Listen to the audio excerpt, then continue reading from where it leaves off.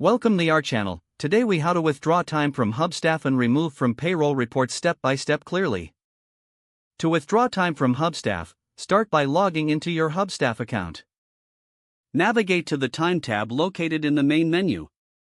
Select the specific time period for which you want to withdraw hours. Locate the entry you wish to remove from the time log. Click on the entry to open the detailed view. Choose the option that allows you to edit or delete the time entry. If prompted, confirm your decision to delete the entry. Next, access the Reports section from the main menu. Select Payroll from the list of report options. In the Payroll report, look for the entry that corresponds to the time you have just withdrawn. Highlight or select this entry to ensure it is part of the removal process. Click on the Remove option to exclude this time from payroll reports. Review the changes to confirm that the hours are no longer visible in the payroll report. Finally, ensure all changes have been saved properly. You have now successfully withdrawn time from Hubstaff and removed it from payroll reports. If the page does not load, refresh the browser or try again in a private or incognito window. Make sure you are using the correct email address, then retype it carefully to avoid small typos. If your password is not accepted, use the reset option and create a new strong password you can remember.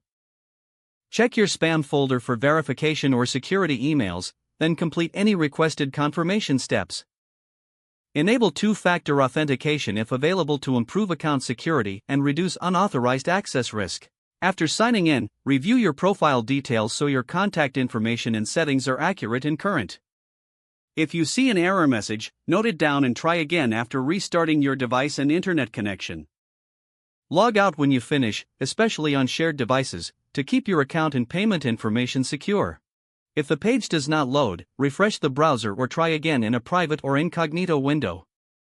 Make sure you are using the correct email address, then retype it carefully to avoid small typos. If your password is not accepted, use the reset option and create a new strong password you can remember.